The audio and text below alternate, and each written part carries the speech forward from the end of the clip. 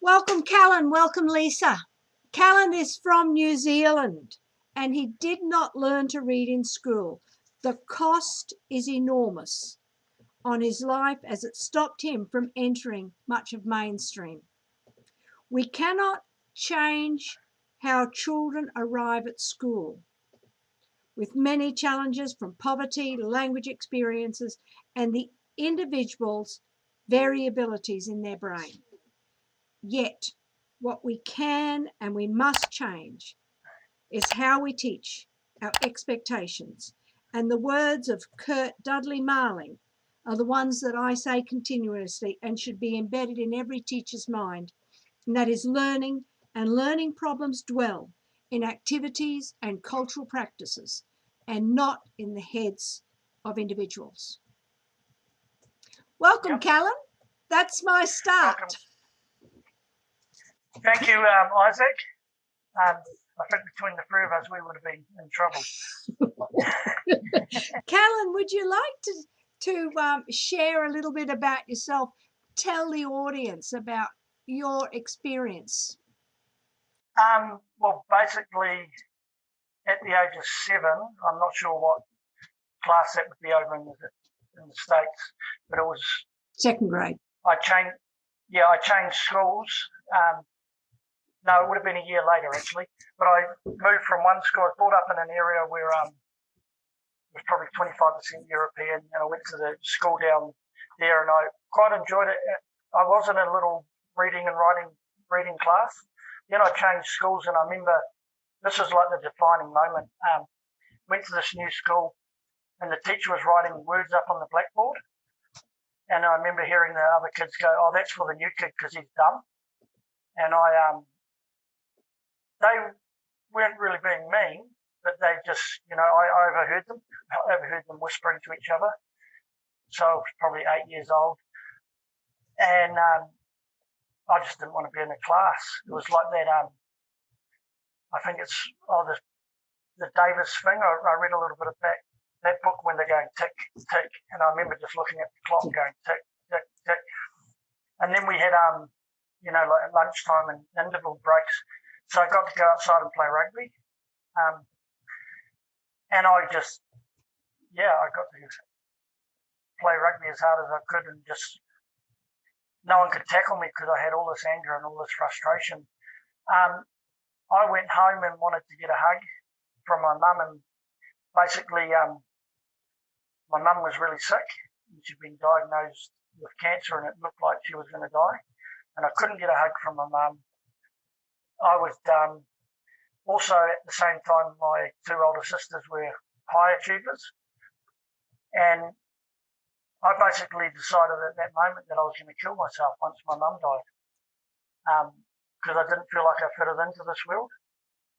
And my mum actually beat the cancer, but it was under this thing where if it came back, it wouldn't, she'd probably die from it.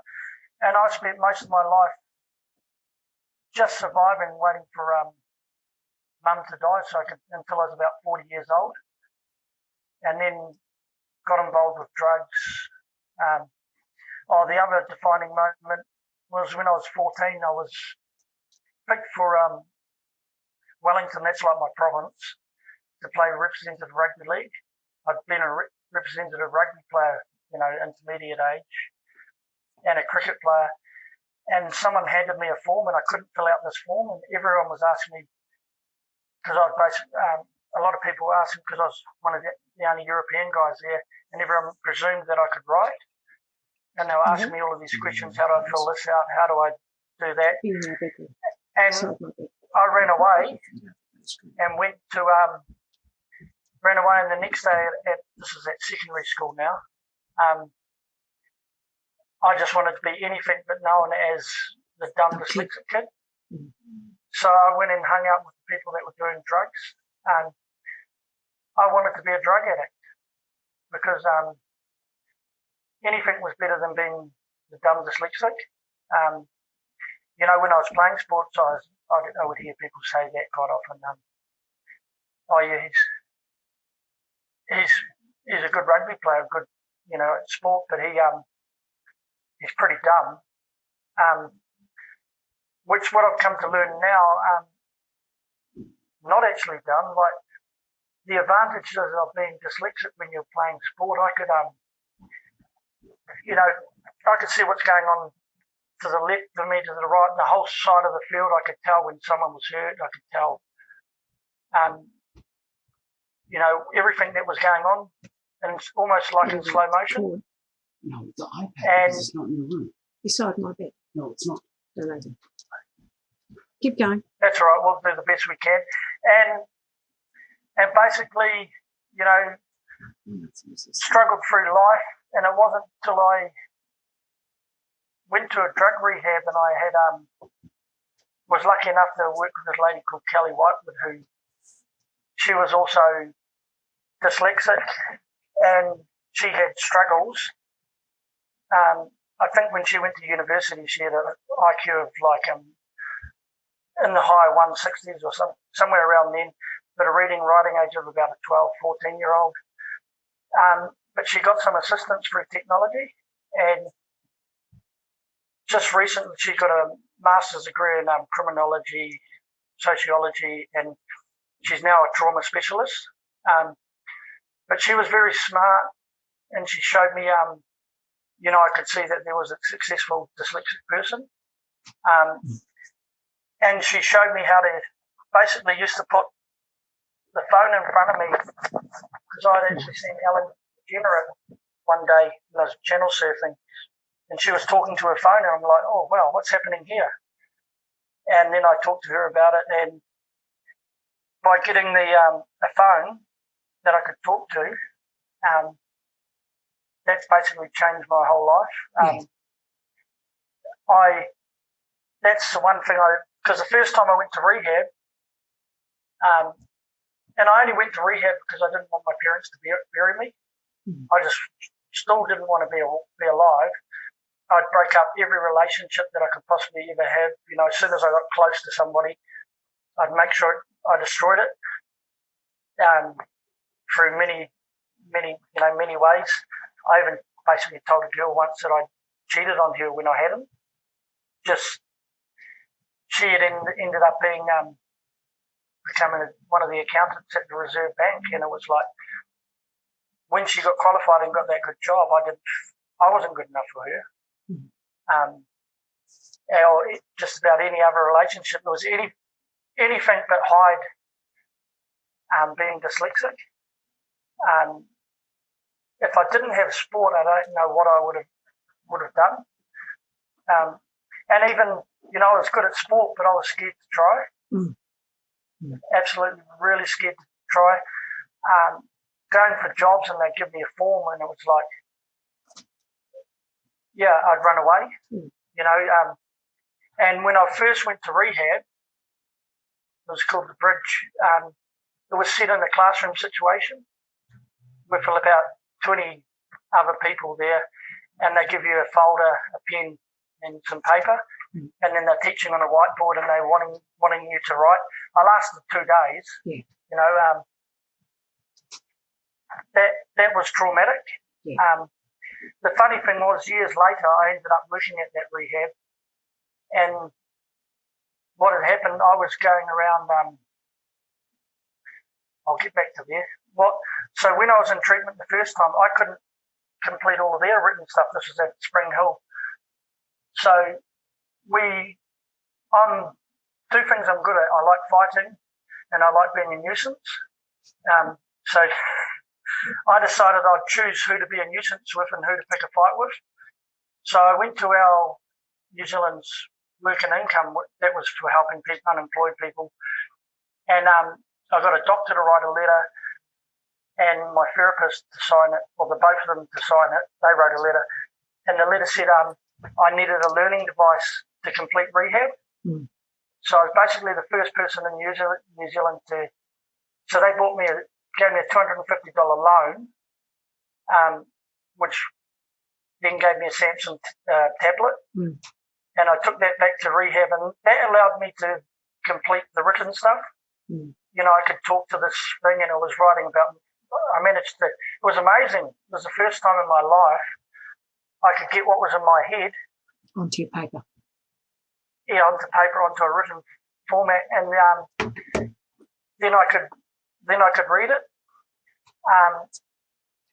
And then I got stuck into this. Yeah, I was. They said no at Work and Income the first time, so I thought, no, right. I used my dyslexic brain, and I thought, right, I'm going to outsmart you. I'd actually turned up with a padlock, and I was going to lock myself to the door, and I didn't mind if I got arrested because I thought, I'm going to jail. Yeah. But Kelly had told, and my other therapist had told me to, think smarter. And so I basically said to them, right, every time I've been there before with anything, they'd always ask me to put things in paper and to sign it. So I said to the lady, can you put in paper that you're refusing a letter from a doctor for something that's going to help me, and can you sign it and put your name to it? And I threatened her with going to one of our media people, and in the end they had about a 45-minute meeting, and then they came back to me and they agreed to give me a $250 loan. I could have bought it myself, but I also knew that I was setting stuff up for future people, other dyslexic people, and setting a precedent. Can't say the word correctly. Yes, no, you're right. You got it. Yeah. Yeah, and then I ended up working a couple of jobs at Port once I graduated from rehab, worked a couple of other jobs, and each time I'd be authentic and tell everyone that I'm a drug addict struggling from dyslexia. They didn't mind so much that I'd been a drug addict and I've come out of rehab. They said that's really good. I was doing all right there, and then I got an offer at another job, and the guys basically said, "Oh, you're too hard to work with," because I couldn't fill out the paperwork and the stuff. And so I missed out on that and ended up going to EIT, which is a polytech to study mental health and addiction. And when I went there, that's when they gave me their learning assistant. And there was they had volunteers coming in, and she sort of politely said to me, do you think you'll be able to pass? Do you think you're wasting your time? Wasn't her fault. She didn't know I was her first client. She hadn't been trained. She hadn't been taught anything about dyslexia. So it just wasn't working with her. Again, Kelly, I was about to quit, and my therapist, Kelly, come along to EIT, and I had my first assignment, and she sat there and typed up. She'd ask me the question, and I'd say what I was saying, and she typed up the answers, and I handed in my first assignment, and I think I got a B+ or something or other.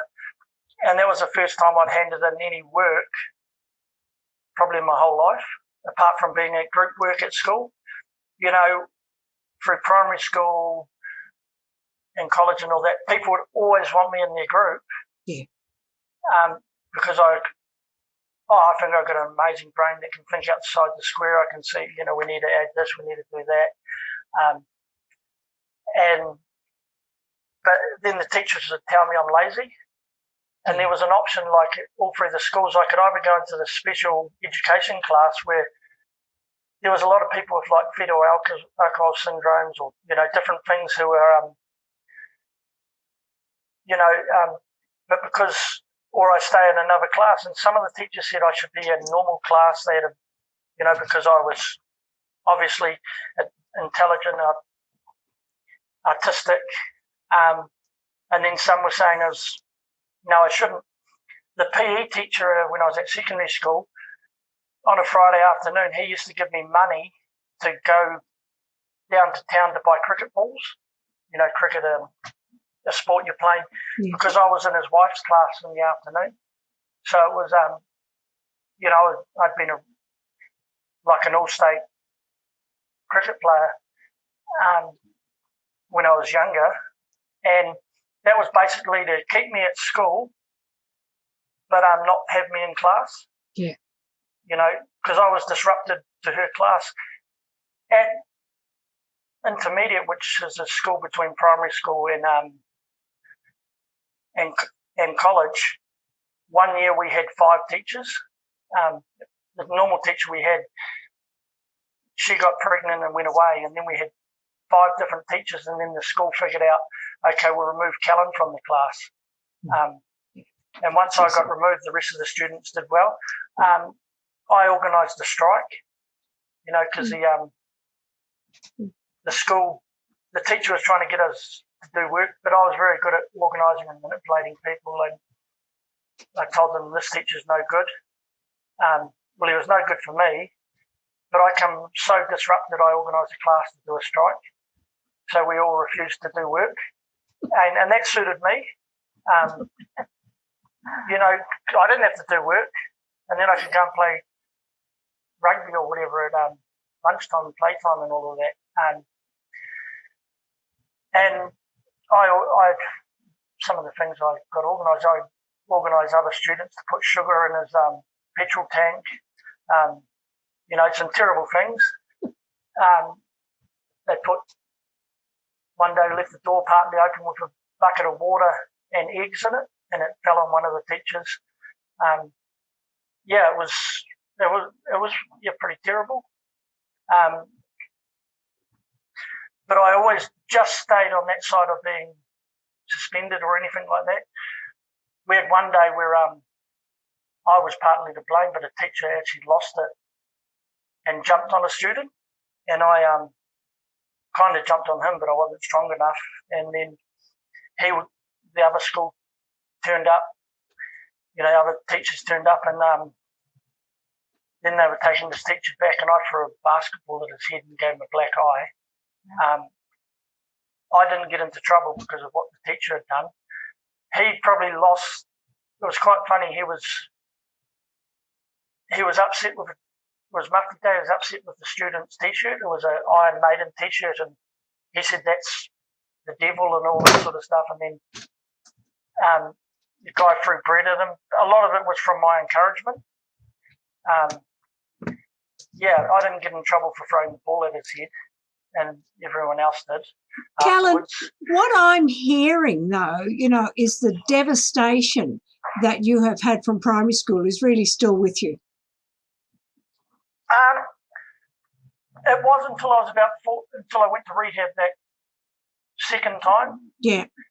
Maybe even the third time, and I got to get a lot of that out. You tell your life story. Yeah. Because that's one of the first things. You go to rehab and they want you to write your life story in a written form. And it was my life story is about not being able to write. Yeah, there was a lot of trauma. And honestly, I didn't want to be alive until I was 40.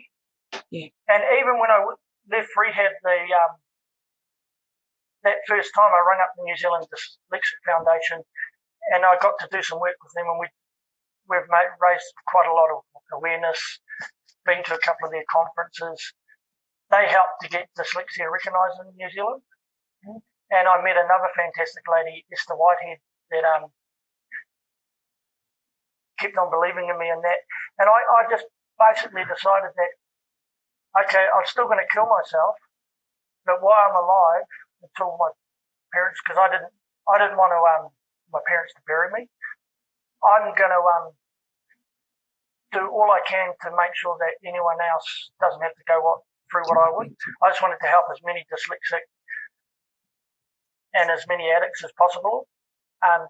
So then I started going around. I went back to my hometown, Wellington, and I went and knocked on that rehab that I lasted 2 days in. And I wanted to tell them about technology, how you can have these people stay there and they can talk to their phones or whatever and write. Yeah, it's a short-term solution. And the guy, Tony from the bridge, he's actually dyslexic as well. And he's like, wow, yeah, that's a fantastic idea. And I got to talk to him, and I said to him if there's any work going, because I managed to get my level 4 certificate, but it took me 3 years to do a 1 year course and 2 attempts. And he goes, she basically offered me a job, and I ended up working at that rehab that I ran away from. Lisa, did you want to say something? No, please go on. I'm just fascinated by this story because there's a lot of what I do for a living now in what you're saying. So please continue. Yeah, sorry. One of the bad sides of dyslexia, you jump history all It's the all time. right. No, and it's fine. That story. It's fine. But yeah, so when I was doing that certificate, it took me to 8 months till I found the right person who that could help me, and that was because I apparently had funding for help through the Polytech, and even though it wasn't working and I wasn't using that lady, I found a lady Tricia from literally Aotearoa, and we managed to get myself to 51% of the course, which that allowed me to come back a year, and I could have gone back next year, but I just needed a break. It would warm me out. In the meantime, I'd been offered a job at one of the organisations, Whatever It Takes Trust, and because I was good at my job through doing placement, and that was working with people with schizophrenia, and I really got to help. I made some suggestions. I think people are over-medicated, and I'm working with one guy who was getting a little bit punching holes in the walls every now and then, and he didn't feel safe sometimes when there was women staff on. From the voices in his head, he felt like some man or whatever had come to get him, and he had told me this, and he'd been to psychiatrists and all of this sort of thing. So I talked to the boss, made a suggestion, and for a while, every time that he felt like that, he knew he could ring and I would turn up, because I lived just around the corner from work. And we also put pictures of cars, atlases on the wall, and this is the stuff, using my dyslexia, thinking outside the square. And since we've done that, he's basically hasn't had a violent episode. Amazing. And well, he would walk along and he'd look at the wall when he wanted to punch it, and he'd see a map of the world, and he'd be like, then we'd walk to the water, and he'd say stuff like, we could see Mahia Peninsula, which was way out in the distance, and he goes, is that America? But he looked at the map and he could see that the ocean, and then he could sort of relate, and then then we got him this big atlas, and then he could see, and then he realised how big the world was, and we showed him how small. Very, very, very intelligent, really intelligent. And I used to always say, I wish I could be anything but dyslexic. I would have been happy to be in a wheelchair. And then I worked with this other guy with schizophrenia who he was brilliant on a computer, could do all of this sort of stuff that I wish I could do, but the voices in his head was telling him basically that he was being sexually molested at 40 years old, and he believed it. This was happening 5 or 10 times a day, and he was going through this trauma every day, and I was like, oh no, shit, I don't want like that, so that taught me a lot of gratitude. And then I went back to EIT, to the Polytech, and basically I was getting C's, and then now I'd found the right person to help me, and I was allowed to hand in some video assignments. I went from C's to getting B plus and a couple of A's. The biggest frustration at level 4, they want you to just basically quote the DSM-5 or DSM-4, whichever one it is. And I would disagree with it sometimes, like they're talking about what's good for depression, and I'd say, go and doing some exercising, eating pure foods and all this. But all they wanted to know was what medication you should take. And my tutor, Chris Malcolm, used to say, you'll do a lot better at the next level up. You're handing in assignments that are answering questions for the next level, where you're allowed to think for yourself more. And I do find that this is why I think a lot of dyslexic people struggle, is the education system designed cheap. It designs you to research and not think for yourself. Being dyslexic, I like to challenge everything. And if you tell me quoting a former All Black rugby player captain, he said, if you tell me the moon's green and made of cheese, please explain. And I, you know, because sometimes people just believe everything they're told. And I think I believe you couldn't design an education system to be more nasty and more dangerous towards dyslexic people or people with learning differences. And I used to believe in, sometimes I half believe it, like it was a conspiracy theory. Like, I don't want successful dyslexic people because, you know, you've had your Winston Churchills, people that have challenged the status quo. I love that Thomas Edison story. You know, when I got to read that, how he was sent home with this letter that said his mum read in the letter and said, "Oh, Thomas, you're a genius. You're holding the rest of the school is holding you back." And then when she died, he found the letter, and the letter said, "Thomas is stupid. The rest of the school's being held back from him. You're going to have to homeschool." His mum encouraged him, gave him love, and then he went on to achieve a whole lot of things. That in today's education system, he would have been made to feel stupid, made to feel dumb, and made to feel like I need to quit every time, you know, not to be seen. So he was great, you know, how his mum was with him. He believed he was a genius, and if you look at I think it's like they reckon 68 or 70% of all inventions throughout history have come from the dyslexic mind. That's the other thing, you know, I believe this now. Nothing new is in a book. So most people are researching a book, and there's nothing new in a book. So we've been using our own brains, and also nothing really new that's outside the box is going to come out of a computer, because you're loading that data, and then it's always, you know, you look at the Formula One racing cars or Indianapolis racing cars, all the cars look the same, you know, because they've been loaded with the same sort of information. Where the guy in New Zealand, I think it was Des Britton, he designed this motorbike, the twin thing, and it was the first time it had been done, and it ended up breaking records and all this. And he was a failed engineer.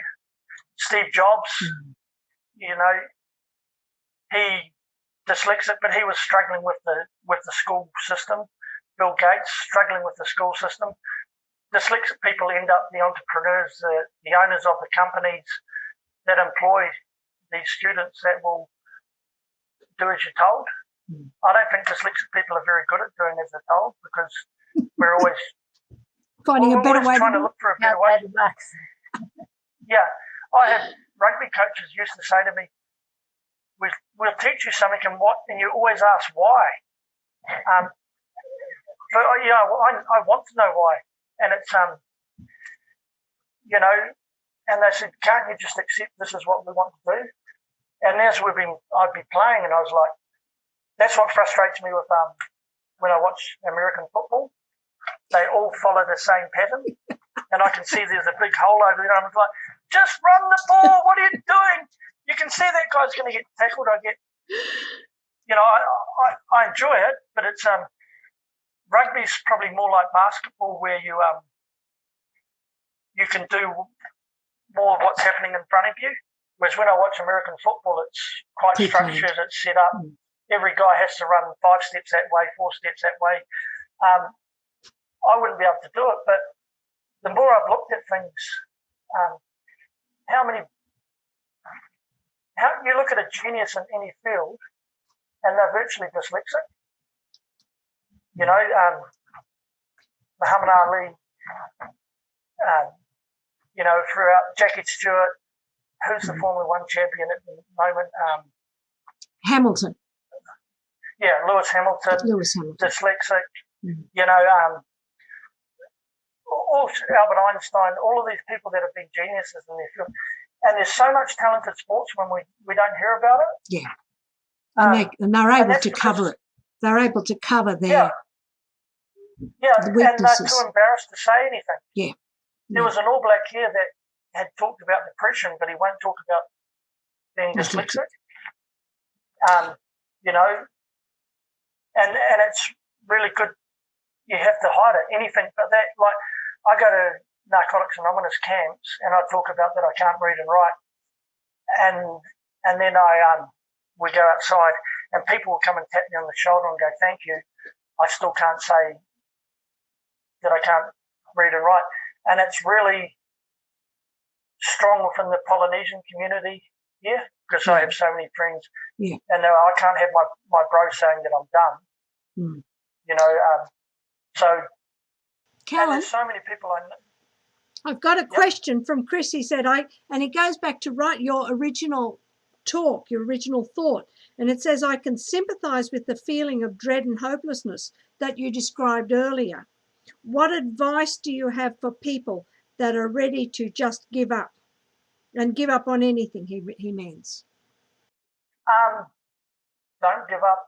Like, even now I struggle with things, so I listen to motivational talks. That guy, David Gagan, an American, he's got the world record for the most chin-ups, 4,030 in 17 hours. But he talks about every day, you know, that I take a step forward, I'm a step closer to my goals. But if I don't, I'm going to wish I was where I was yesterday. And I've had to relate some of that from my drug addiction, you know, because I was a 20-year crack smoker. And I didn't like it. But, you know, I know that each day that I don't use, I'm a step closer. And I had to do that with the Polytech, with that studying. I had to use my brain to think about a solution, advocate for myself. And I didn't think I was worth it, but I knew there was other dyslexic people that had a life. You know, I was 40 years old. I thought my life had been thrown away. But there's other young people that are worth it. That, you know, and now I realise I am worth it.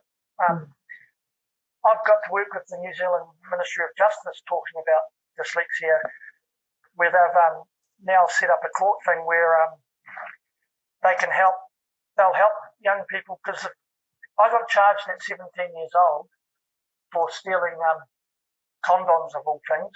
You know, my girlfriend told me to turn up and say, you're a 17-year-old male, you don't care, you have to get bloody condoms. But I got caught shoplifting. And I was given community service and a thing called diversion, which involved writing a letter. And I couldn't write the letter, I'd done the community service. And so I went and advocated to the Ministry of Justice about, you know, how I ended up with a charge just because I couldn't write this letter. They have this thing for, you know, like young offenders. You might have made a mistake. But this charge stuck with me for stealing a box of condoms, just because you can't write. Because I couldn't write a letter. And at first, their first solution, they had a big steering committee and all that, and they come back with me and the lady Esther Whitehead from the Dyslexic Foundation, who's fantastic. And the first solution was they designed a poster that says, if you struggle with reading and writing, can you come and ask for help? Yeah. And there was so many educated people working on this, and I had to point out to them that you put it in a written form. If you can't read and write, come and ask for help. And the penny didn't drop. But it frustrates me. But I understand, like, we may all be speaking English, but people at that level, nothing's real, and nothing's real in the world of policy and that until they see it on paper. And that's the way they communicate. I communicate in a different way, so I've had to learn. That's where I think I was really, really lucky that, you know, the college I went to, there was a lot of people that didn't speak English very well. So I've learned to communicate with a lot of them. I was made, you know, I was a captain of a rugby league team where half the players couldn't speak English, and I couldn't speak Samoan, but I learned to communicate. So now I find it harder to communicate with some highly educated people that have all of these degrees behind their thing, because if it's not on paper, it doesn't exist. Yeah. It's the only way You to know what I mean? communicate. Yeah. Yeah. Yeah. So I wanted them to communicate in my world, which is Yeah. impossible because they've been Yeah. so trained to be sheep. Yeah. That so I've had to learn to communicate in their world. Like, you know, when I was at the bridge, I had another lady, Kate, help me. Well, she did most of the artwork. We designed a poster that was about dyslexia, trauma, and going to rehab as a person that can't read and write when they want you to read and write. And there was 580 people from the, counsellors and all that from the drug industry. The bridge really backed me, and people got to vote on the best poster, and it was 6 foot high by about 3.5 foot wide, and my poster won. And there was, I think there's 20 or something, 30 different posters, and so many of them come up to me and go, I never thought of this. Yeah. I never thought of this, but they're not taught it. Yeah. And this is the, people aren't educated in dyslexia. I've worked with another lady, Jenny Talbot, who goes around educating the teachers in New Zealand, and she's got me to sit in on these conferences with her. And so many of the people that turn up, they go, I don't have a student dyslexic, I don't have a student that's struggling. By the end of the course, they're going, I think there's half of my class are like this. It's not their fault they haven't been educated, so it's my job to educate them. My understanding in New Zealand, when you go to teachers' college, one afternoon you're supposed to design a pamphlet about one learning differences, and that's all they learn. One of my sisters, she was a deputy principal of one of the colleges, and now she's quite high up in the education thing. And I try to talk to her about dyslexia, and her understanding of dyslexia is terrible, even though, 3 of my brothers, me and 2 other brothers, are dyslexic. My younger brother, he's a plumber, and he works with another guy who, this is when he was in Whitianga, he was working with another guy. Leaf would do most of the work, because when the other guy did the practical work, it would leak, and this other guy would then sign off the work that my brother was doing, and he would get an extra $10 an hour, even though he couldn't do the practical job. So the good thing is, in New Zealand, Plumbing Foundation is now allowing readers and writers, and that's been for a little bit of the work the Dyslexic Foundation's done. And you can do some video assignments. To me, makes what practical sense? You judge a builder on his ability to build a house. The technology we have now, you could video someone building a house, and there's more documentation than that. I've got other friends that are builders, and the only reason they've got almost qualified is because their partner has written a book for them about how to build a house. She wouldn't know how to use a hammer or a saw or anything. They're really, really good builders. They've got qualified because their partner can write a book. And today's whole system is, they don't care how good you do your job. It's as long as you can write a book about your job, we'll give it to you. We'll say you're a top builder, plumber, architect, or whatever. I'm proud to be dyslexic. Before, I didn't want to be dyslexic. Reason I didn't want a relationship. I didn't want a kid. I've ended up. I have a child now, which I didn't know until he was 2 years old. But that's another story. And I was really hopeful that he would be dyslexic, because I believe in the future it's going to be such an advantage, and I don't want him to be a sheep. But the other day I got scared. Was encouraging him to do some drawing, and he goes, I can't draw, I'm not very good at that.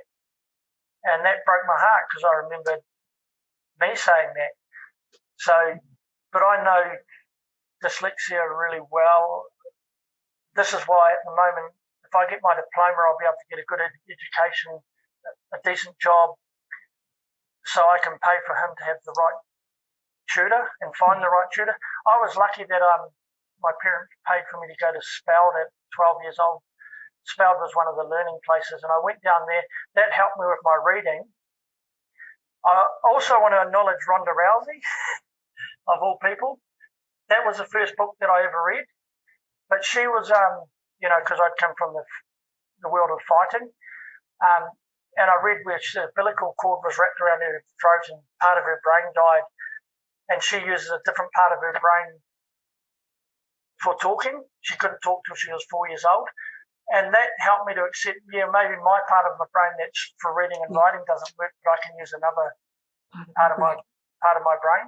Mm. So that was, and to not give up. What was I going to say? It's something really important in my head.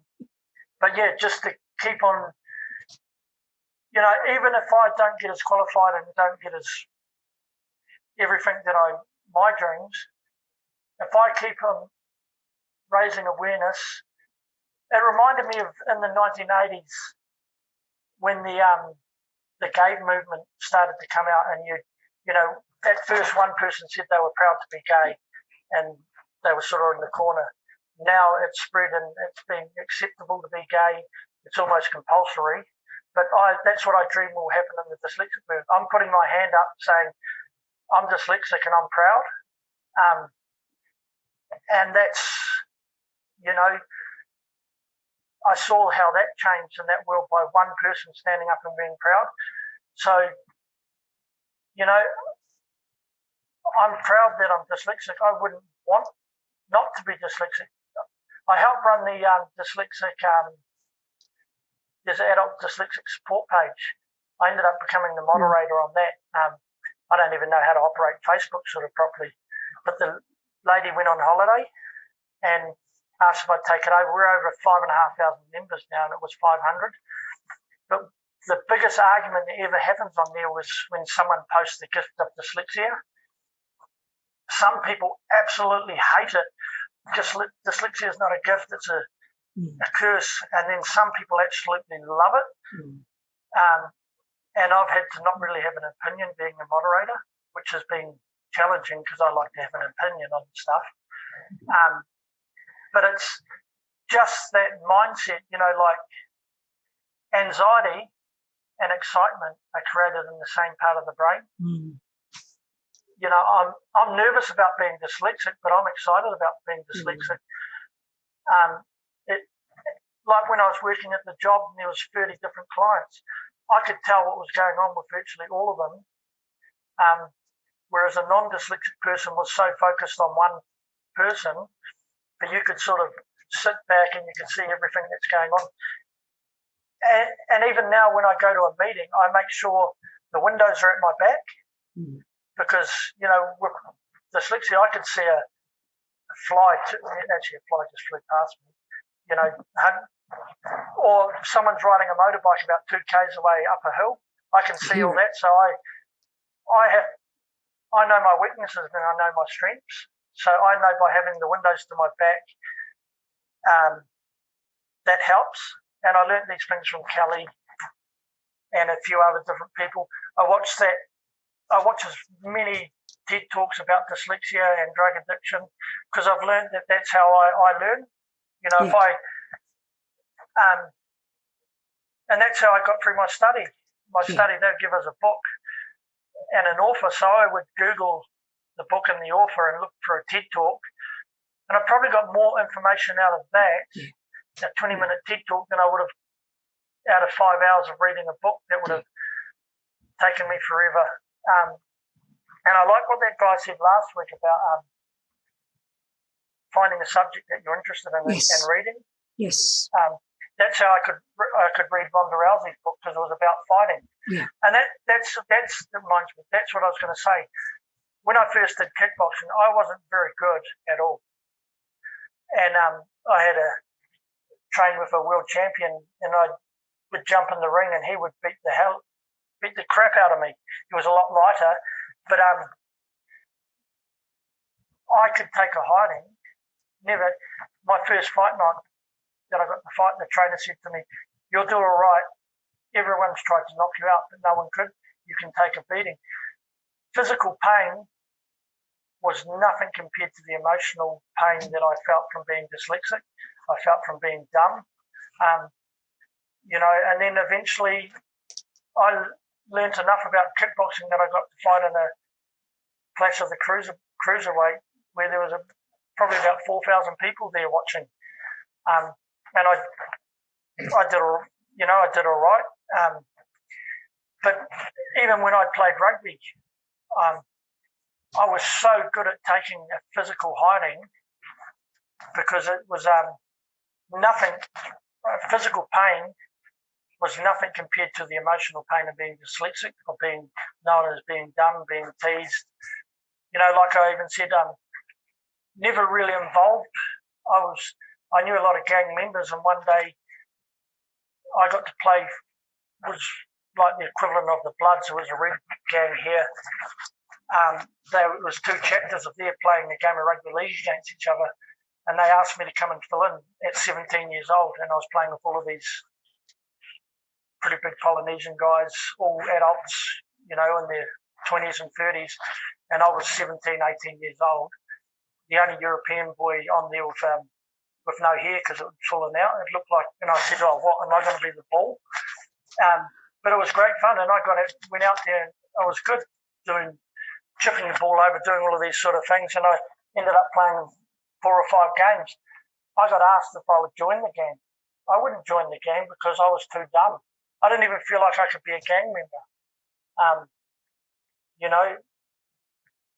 And hanging around, and that's another sad thing. I would meet so many people that ended up as drug dealers and involved in the gangs, because that's the only way they felt they could make some money to pay for their kids to go to school. I don't know anyone that wants to be a drug addict. They're doing it for 2 reasons. 1, to escape the pain, the trauma, or 2, they're trying to better their own family. And that's the other interesting thing is when I used meth, it made me focused. And when you look, half of all dyslexic people are they believe have ADHD, and Ritalin has a very similar makeup as meth. And when I first used meth, it allowed me to stay focused. It allowed me to read stuff. It worked like Ritalin. It was actually really good, short term. And I believe there's so many people with learning differences that are undiagnosed because they can't afford to go to the doctor. They can't afford the price of some medication. So they're self-diagnosing themselves with the drugs that actually at first help. The same as, drugs saved my life in a way because it stopped me from killing myself. It stopped me from doing these things. It gave me a bit of an income. I was clever enough to be in that world, but I could, I put it down to my dyslexia. I could see when trouble was going to happen and I'd disappear. I could see when the police were going to turn up and I'd disappear. And again, my sport as well. I played 1 year that I played rugby in the team photo. I got to have a look at it. There's about 5 guys that ended up in a red gang, 4 guys that ended up in a yellow gang, and there's 3 or 4 guys that ended up in the police. We're under 20 team. And I can get on with all of them because I'll treat the person how I want to be treated. And that's also the beauty of sport. And even now when I've told people that I struggle with reading and writing, I was so good at hiding it that people go, "I didn't know you couldn't read and write. You're intelligent." Being dyslexic doesn't mean I'm not intelligent. If anything, most dyslexics are, I think you have to be above average IQ. But what's IQ anyway? That's only intelligent in one particular subject that they're marking you on. That thing from Einstein, judging the ability of a fish to climb a tree doesn't mean it's stupid. And what I would like to say is this, we need to help the dyslexic people. We need to help the people struggling. We either are the entrepreneurs, the people inventing things, the ones running the companies. So we're either the biggest taxpayers to the government, or we're the homeless people, we're the people in jail, or we're the people, for 1 out of 5%, we're the people that cost the government the most money. Yes. So if you Absolutely. invest in dyslexia, you invest in the future.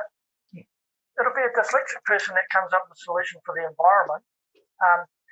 And that was the other thing. I got to sit with a New Zealand Associated Minister of Education, and I asked her, she came up with all these solutions with dyslexia, and I said, so how many dyslexic people have you sat down and spoke with? And she said, oh, none, maybe one. And I said, oh, let's have a forum on being pregnant and we'll only invite men. You know, to me, that's how silly it is. So you're getting all of these experts, which I really appreciate what they're doing, but virtually none of them are dyslexic, or they've got mild dyslexia. You know, we need to talk to the people that have been to jail and ask them what they need for help. What I'd like to finish really with, and there was this post that I saw, and it had a big fat hunter who had shot a lion, and he was proudly sitting next to it.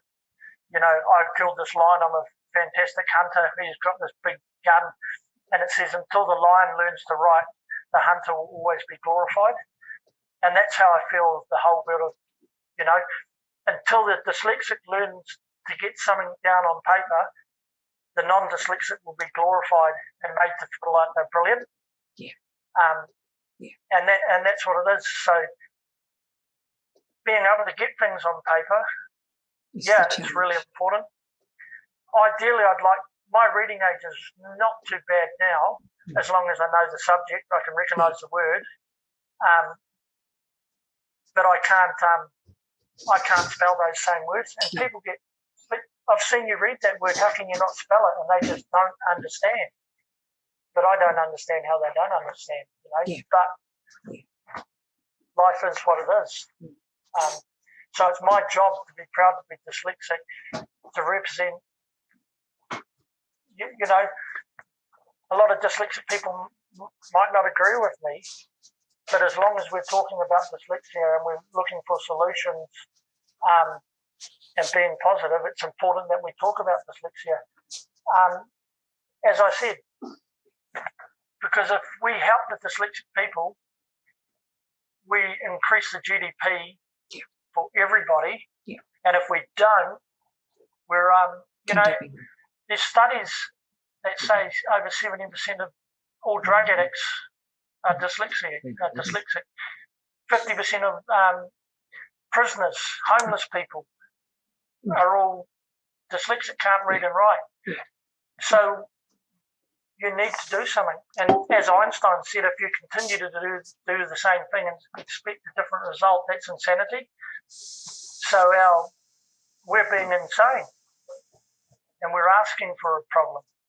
Yeah. Well, Callan, your story is fascinating. Again, you know, we share a commonality in what I do as a job now, and you know, I think that people underestimate the severity of what happens to kids who are unsupported in the school system. And, you know, we are working to get that information into the school, but what you're also doing is getting that information to the adults then who have been, you know, come through this system, who feel stupid, who didn't want to live, who, you know, maybe decided to get involved with drugs and alcohol, and they wind up or homeless or in jail, whatever. And we're getting that information to those places. So, you know, the fact that a lot of counselors don't understand dyslexia is troubling. Yeah. Because you're working with clients who this is the way they think, and the clients oftentimes don't know why they've struggled. So I like the work that you're doing is so important, and I'm just so excited about that because that's one of the things I'm trying to do with my career. Yeah, ultimately, as you said, it'd be perfect if we could teach the children. I believe that every country in the world should have a policy of assessing every child when they first enter primary school, and then providing them with the way that suits their learning style. Like in New Zealand, most Polynesian Māoris have always learned with you know, through hands-on practical way. And if we bring that in, you'll be helping the Polynesian people, the people of all ethnic races, but you're also helping the dyslexic people, and And that's how we're, you teach people that way and judge them on their ability to do the job, not their ability to write. And also, it is traumatic. There was that study by, I forget who it was, but philosophy of shame. And in it talks about an adult growing up who can't read and write suffers almost the same shame as someone that has been through incest. Yes.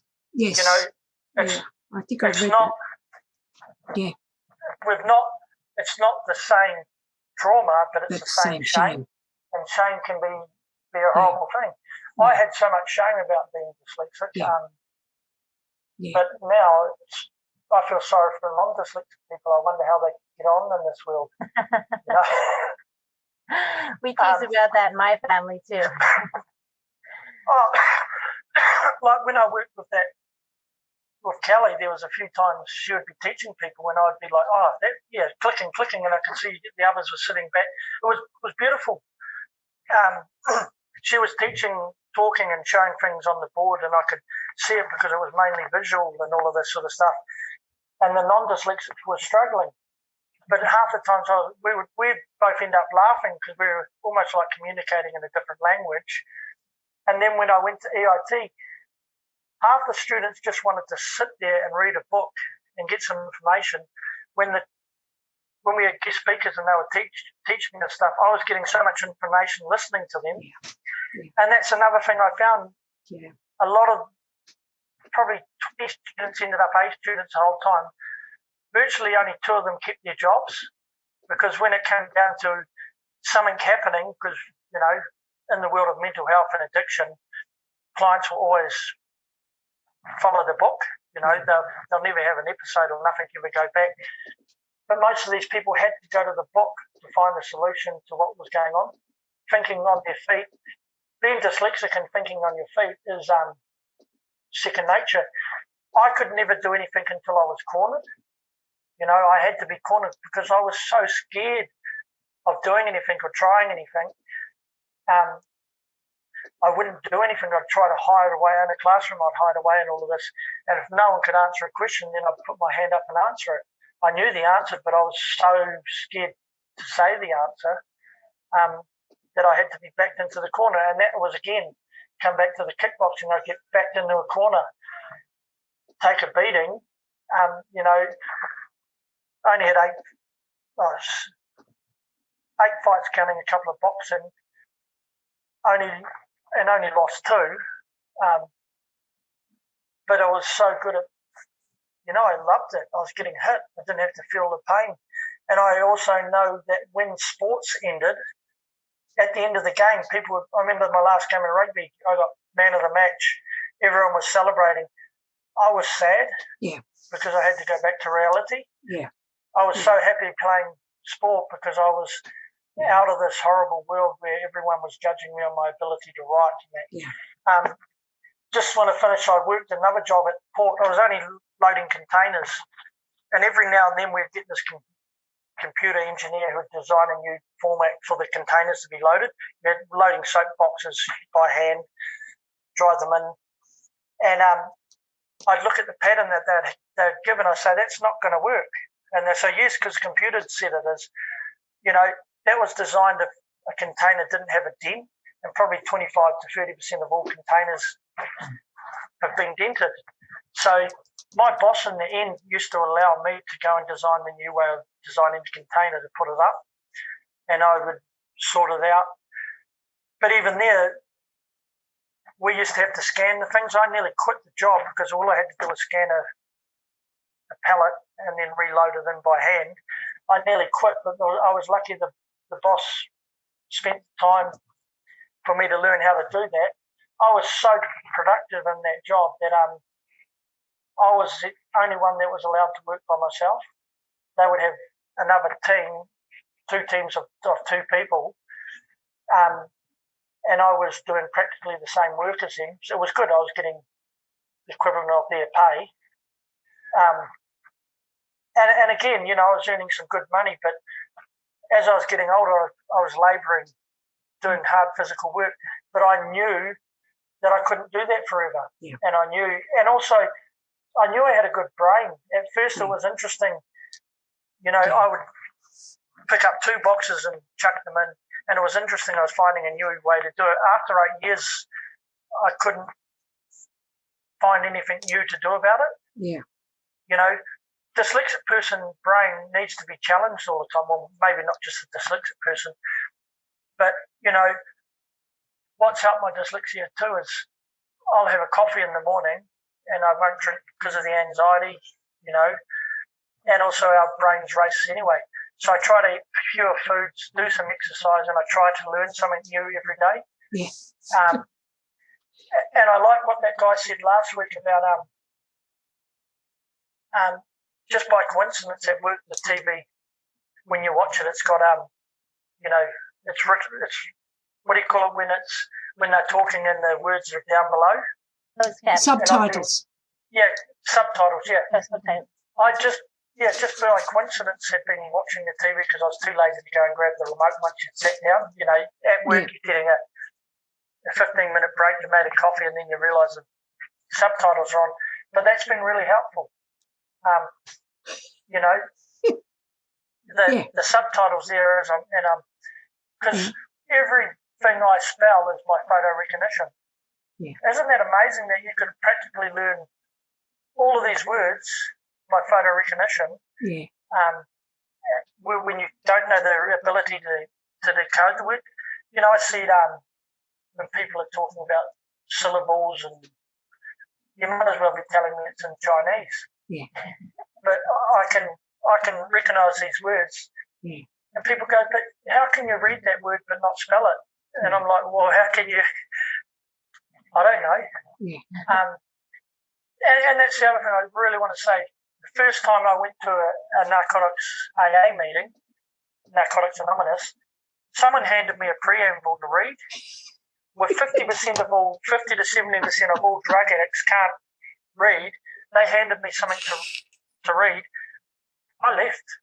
Yeah. And then someone ended up coming to me and saying, oh, you just don't want to give up drugs. No, it wasn't I didn't want to give up drugs. I didn't want to be sit in this uncomfortable situation where you were going to make me feel stupid and you're struggling. And I see this every now and then when I go to meetings. Someone's struggling to read something. I know the preambles virtually off by heart because I've heard them so many times. I'll go and grab the thing and read it for them.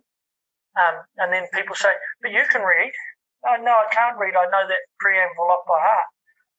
I start the day, every day I get up, I walk to the ocean. I'm lucky that I live near the ocean. And I do the serenity prayer. God grant me the serenity to accept things I cannot change, the courage to change the things I can, and wisdom to know the difference. And then I say I'm grateful that I'm clean, and I'm grateful. Now I say I'm grateful that I'm dyslexic, and may I be surrounded in a positive, loving vibe. And I'll finish my night exactly the same way because I'm living the dream where I'm proud to be dyslexic. I pray to be proud to be who I am. I'm proud that I'm not using drugs, and I'm grateful to my higher power, whatever that is, that I'm clean, sober, and I'm dyslexic. Before, I hated being dyslexic, and I hated being a drug addict. But I remember I finished this game of rugby, and I was starting to not play as well. And people said, oh, he's doing drugs, he's not doing that well now. And I overheard them. I was so happy because someone had called me something else but a dumb dyslexic. I was happy to be called a drug addict. I finally achieved, because I tried to be a drug addict for 3 or 4 years before I could, I'd drink alcohol and I ended up sick. Now, actually, the only time I passed the maths test, I drank a bottle of vodka and snuck back into class, and I ended up being put in the top class for maths. I don't know how it worked, but I then tried all sorts of different drugs. I didn't like the drugs that put you to sleep. We would sit there like you're in a coma. I didn't like them. But the speeding sort of drugs that got you up and about. And I was finally found something that made me not be dyslexic and not be dumb. So, yeah, reach out to people, whether you're dyslexic or non-dyslexic, and we can change the world together. It's my responsibility. Everything's I'm not responsible for what's happened.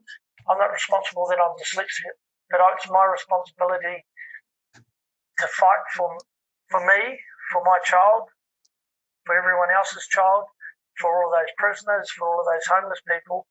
It's my responsibility to fight for every one of them, and it's my responsibility to look for solutions. Yes, I would love to be able to write on paper. That's been a challenge at work. We have to write notes and it's being put on paper. I was watching a lady write the other night, and what she'd done in 10 minutes takes me an hour and a half. Yeah. Yes, it's frustrating and it makes me feel, and it gives me a migraine. Yeah. But as long as I carry on writing it every night, and it takes me, when I was working at the bridge, it would take me, sometimes I'd be there an hour after work. But it was my responsibility to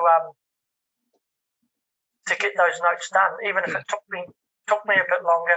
And in the end, work managed to find accommodations for me. But it was the hardest thing for work to get accommodations for me was through the government. New Zealand's been besieged of having a very left-wing liberal government, but they have no understanding about learning differences. Yeah. And that's not Jacinda's fault. She, when I spoke to Jennings, she said the political parties change, but most of the political advisors don't change. Yeah. So again, we're getting the same as that computer. We're loading the same system in. Might be a red computer instead of a blue computer, and they might think slightly differently, but they're getting the same bit of information and they're coming up with a variant of the same of the same solution. So, apparently Google, the CIA, all of these companies now are employing dyslexic people to think outside the square. Yeah. Richard Branson, and they're being successful. If most of the corporate world can realise how successful you can be by employing dyslexic people, by looking after the dyslexic person, by encouraging a dyslexic person, well then I can't see how the federal people can't see the same thing. Take down the walls. We all people. What is it? Te tanata, which in New Zealand Māori means the people. I think I said it properly. I really love the New Zealand Māori culture, but I really struggle with the pronunciations, and I think it's because of my dyslexia. I didn't realise my phonics was bad until I was talking to my phone.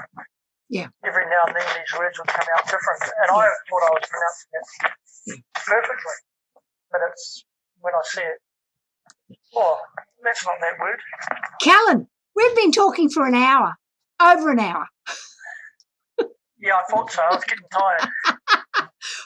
You've given us a lot to think about. That's what I started with. That learning and learning problems dwell in activities and cultural practices and not in the heads of individuals. And that's what we've got to get across. That we can teach children to read and we must. And as you reiterated a number of times, is that when we don't teach children to read, we're losing them. And then they cost us 10 times, 100 times more through the prison population and homelessness and the rest. And the loss of revenue from having a successful dyslexic person. Yeah. Thank you. Thank you so much. Thank you for talking to us. Yes. Last mate, we need to give boys books that they're interested in. So many times we give boys books that are so PC that they're not interested.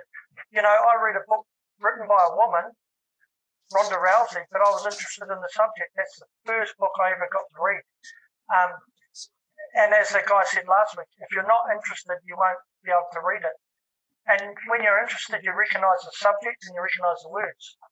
But thank you for this opportunity, and may we all stand up together as all dyslexic people worldwide, and that's the only way we're going to change things. And be proud to be dyslexic. Yeah, definitely be proud to be dyslexic. And I apologise for the rest of you that aren't dyslexic. Hopefully. Thank you, Callan. Thank you so much. I've got to finish with, where can people find you? Facebook? Yeah, I'm on Facebook, Callan Jennings, or I'm on the Adult Dyslexic Support page. Yeah. And I work at Ocean Hill, and I promote my work. Very good. Ocean Hill Rehab, with the best private rehab in the country. And I can't pronounce the trust that I've started because it's in these big flash multi names, but we're in Heratoga Street, Hastings, and we're helping any addict or any dyslexic person or anyone can turn up and we'll sit there and help them. But I'm definitely on Facebook, Callan Jennings, and I'm the guy trying to walk across Yes. Actually, I'm walking across one of those rubber bands, and that's felt like what life's like. Yeah. One step of the line, trying to balance down the middle. And be proud, not just dyslexic person, but be proud of who you are, no matter what race, no matter what thing, because basically we're all human beings, and that's the other thing I've learned. No matter where we come from, we all want the best for our children. Yeah. No matter our race, no matter our whatever, and no one wants to see any other child suffering. Yeah. So if we all work together and we all believe in each other and we all look and see what we have in common, not what we have in difference. Yeah. That's even, I have to find what I have in common with a non-dyslexic person so I can work together with them, and they have to find what they have in common with me. If you've got a company, I just want to encourage you, go out of your way to employ dyslexic people, because your company will become more productive. Maybe not short term, but it'll become more productive, and you'll make yourself more money. So if you want a successful company throughout the world, do what 15 of the top 20 companies throughout the world have a high percentage of dyslexic people. So the opportunities there for anyone running a company, all shareholders and everything. If you want to be more, almost 40% of all self-made billionaires dyslexic. So if you're a non-dyslexic, here's your opportunity to get an advantage for your company by employing dyslexic people. Thank you. We've got to go because we're running out. Sorry. You're fine. That's fine. I'm on Lois Letchford. I'm on Facebook, Twitter, and LinkedIn. Lisa, we find you on Facebook. And my book is Reverse to Memoir. Grab a copy. And I have to thank my son Isaac and his buddy Chris for the technical support. Without it, this would not happen. And please hit the bell for the notifications, the like, and subscribe. Can I get a copy of your book? How do I get that? Amazon. I'll talk to you later. Amazon. Yeah. Amazon. Yeah. Do you? Yeah. And thank you, Isaac. Thank you. No, he's on Facebook. You're not on Twitter or LinkedIn yet. No, I don't understand. Yeah. Anyway, thank you so much. And next week we're talking to Lenore Hall, my sister, psychiatric nurse and expertise and interest in trauma. So thank you, and we'll see you next week.